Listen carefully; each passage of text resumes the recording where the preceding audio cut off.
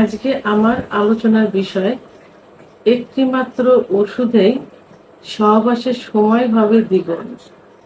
দেশের এবং প্রবাসের ভাই বোনদের প্রতি সালাম। আসসালামু আলাইকুম। পুরুষের যৌন অক্ষমতার মধ্যে প্রধান যে অভিযোগ থাকে সেটা হলো সহবাসের সময় পায় না। এই অভিযোগটা পুরুষেরও থাকে, স্ত্রীরও থাকে। অর্থাৎ পুরুষের অভিযোগ থাকে যে তারা যখন যৌন মিলনে লিপ্ত হয়, সহবাস করতে গেলে অল্প সময়ের ভিতরে বীর্যপাত হয়ে যায়। দেখা যায় যে যোনি স্পর্শ মাত্র হয়ে যায়, আবার দেখা যায় যে ভিতরে প্রবেশের পর দুই একবার সংযোজন মাত্রই বীর্যপাত হয়ে যায়।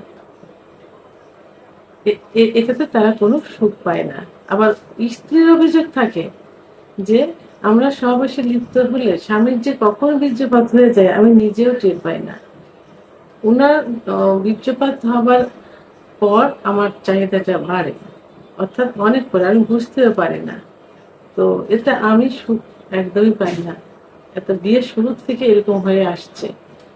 এ পর্যন্ত একদিনও স্বামীর সহবাসের সুখ পেলাম না। সহবাসের যে সুখ শান্তি সবাই বলে, কিন্তু আমি বুঝতে পেলাম না।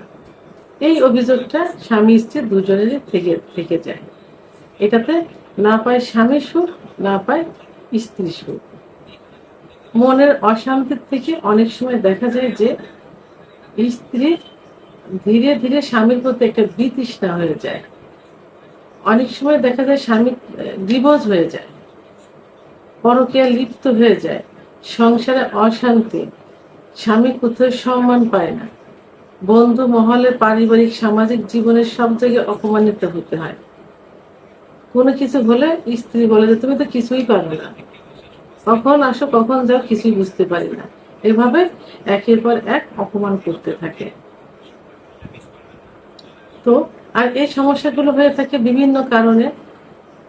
দেখা যায় যে যৌবন শুরু যখন হয় তখন থেকে হস্তমৈথুন, বিছানায় ঘর্ষণ, সমকামিতা অর্থাৎ পুরুষে পুরুষের সহবাস, স্বপ্নদোষ, অতিরিক্ত যৌন মিলন ইত্যাদির কারণে এটা হয়ে থাকে।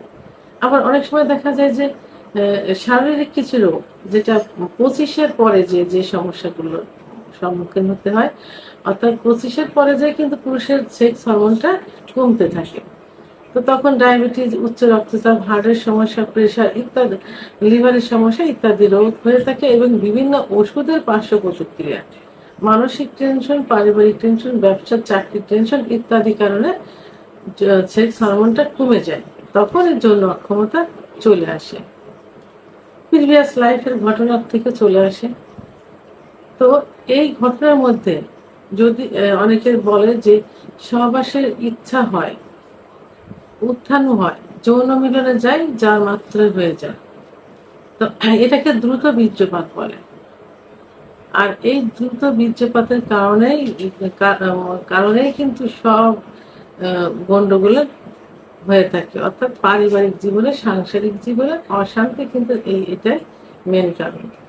কারো সহবাসে ইচ্ছা হয় না, কিন্তু ইচ্ছা যদি স্ত্রীর সঙ্গে ফোর পেলে, যখন স্ত্রীকে ফোর পেলে করলে যখন স্ত্রীর আগ্রহ বাড়ে, স্ত্রী যদি স্বামীকে ফোর পেলে করে তাহলে আগ্রহ বাড়ে। তো ফোর পেলে করলে উত্তেজনা নিয়ে আসলো, উত্থান হলো, কিন্তু সময় যদি না পেল তাহলে কি করে হলো? তো এই দ্রুত বীর্যপাত সমস্যার সমাধানের জন্য কি করতে হবে? প্রথমেই যে কারণে সমস্যাগুলো হচ্ছে সেই কারণগুলো সমাধান করতে হবে। স্বপ্নদোষ বন্ধ করতে হবে, সমকামিতা বন্ধ করতে হবে, স্বপ্নদোষ বন্ধ করতে হবে। অর্থাৎ পর্নোগ্রাফি দেখা যাবে না। পর্নোগ্রাফি দেখলে যে একটা আকর্ষণ থাকে, চিন্তা ভাবনা থেকে, তার থেকে রাত্রে ঘুমে কিন্তু কি হয়, স্বপ্নদোষ হয়ে যায়। পর্নোগ্রাফি থেকে দূরে থাকতে হবে। এবং অতিরিক্ত যৌন মিলন থেকে, মানে পরকীয়ার যৌন মিলন থেকে দূরে থাকতে হবে। থেকে কিছু চিকিৎসা আছে যে চিকিৎসা নিলে অবশ্যই ভালো হয়ে যাবে। আর যদি এই নিজে কন্ট্রোল করতে না পারে, তখন কিছু ওষুধ আছে যে ওষুধগুলো সেবন করলে এমনিতেই হস্তমৈথুনের ইচ্ছাটা বন্ধ হয়ে যাবে। অর্থাৎ যে কারণে দ্রুত বীর্যপাত হচ্ছে, যৌন অক্ষমতা হচ্ছে, সেই সমস্যাগুলো সমাধান হয়ে যাবে। তো আজকে এই দ্রুত সমস্যার বীর্যপাত রোধের জন্য আমি আজকে একটি কার্যকারী আয়ুর্বেদিক ওষুধ বলবো।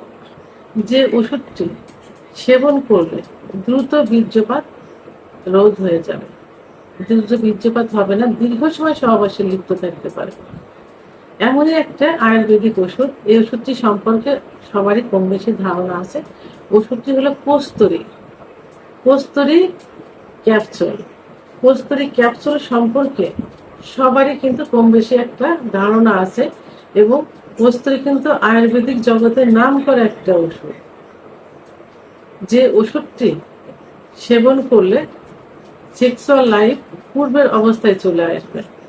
অবশ্যই সেটা মানসম্মত কোনো কোম্পানির হতে হবে। আর কস্তুরী রিপেয়ারিং হয়ে এখন কিন্তু বিভিন্নভাবে এটা বিভিন্ন কোম্পানির উপস্থাপন করছে, অর্থাৎ 2-3টা পর্যায়ে চলে আসছে। স্বাভাবিক কিছু কিছু স্পেশাল ভাবে তৈরি হয়েছে, কিছু কিছু কোম্পানি তৈরি করছে স্পেশাল ভাবে, সেগুলো নামই কিন্তু স্পেশাল, যে নাম হোক সেই নামে দেওয়া। তো যেগুলোতে দ্রুত বীর্যপাত খুব দ্রুত রোধ করে, এই এই ওষুধটি যদি, এই কস্তুরী ওষুধটি যদি 1 থেকে 2 মাস সেবন করা যায়, তাহলে এই দ্রুত বীর্যপাত খুব তাড়াতাড়ি রোধ হয়ে যাবে। যে কারণে দ্রুত বীর্যপাত হয়েছে সেই কারণগুলো সমস্যার সমাধান হয়ে যাবে, এবং স্থায়ীভাবে সহবাস করতে পারে, স্থায়ী একটা চিকিৎসা হয়ে যাবে। তো এই ওষুধটি আপনারা বাজার থেকে কিনবেন, তবে অবশ্যই ভালো কোম্পানির হতে হবে। এবং দেখবেন কিছু কিছু কোম্পানি স্পেশাল স্পেশাল কস্তুরী অথবা যে নাম হোক সে নামে তৈরি করছে বা বাজারে বের করছে।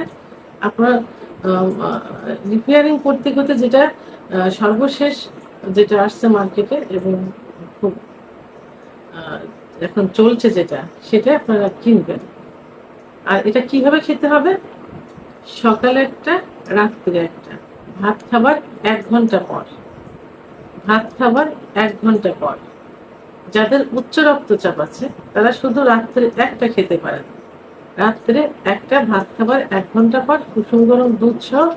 যাদের প্রেশারের সমস্যা নেই, উচ্চ রক্তপাতের সমস্যা নেই, চাপের সমস্যা নেই, তারা কুসুম গরম দুধ দিয়ে খেতে পারেন। আর যাদের উচ্চ রক্তচাপ আছে তারা নর্মাল ভাবে শুধু একটা খেয়ে যাবেন, শুধু একটা, রাত্রে ভাত খাবার 1 ঘন্টা পর।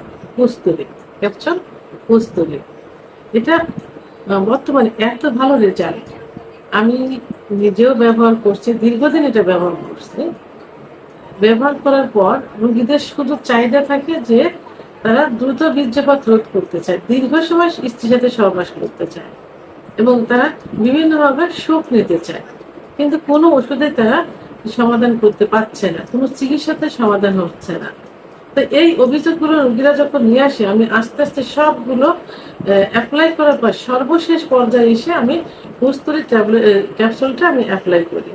অ্যাপ্লাই আমি অনেক আগের থেকে করে আসছি, কিন্তু রোগীর রেজাল্ট পাওয়ার পর, রোগীর মুখ থেকে রেজাল্ট পাওয়ার পর আমি আস্তে আস্তে বাড়িয়ে দিই। দিতে দেখা গেছে যে 100% না বলে 90%, 90% প্রায় ভালো রেজাল্ট দিছে, যে এই ওষুধটা খুব ভালো কাজ করছে। এভাবে যখন আমি অধিকাংশ রোগীর মুখ থেকে জানতে পারলাম, তখন আমি এইটা কিন্তু বেছে নিয়েছি। দ্রুত বীর্যপাত রোধের জন্য আমি এই ক্যাপসুলটাই এখন সব থেকে বেশি দিয়ে থাকি, কস্তুরী ক্যাপসুল, এবং আমি 100% রেজাল্ট পাচ্ছি। আপনারা যারা এই সমস্যায় ভুগছেন তারা অবশ্যই বাজার থেকে এই কস্তুরী ক্যাপসুল, সব থেকে ভালো কোম্পানি দেখে কিনবেন। আমার ভিডিওটি সম্পর্কে যদি কোনো মতামত থেকে থাকে অবশ্যই কমেন্টসের মাধ্যমে জানাবেন। আর ভিডিওটি ভালো লাগলে লাইক, কমেন্ট, সাবস্ক্রাইব করে আমার সঙ্গে থাকুন। আল্লাহ হাফেজ।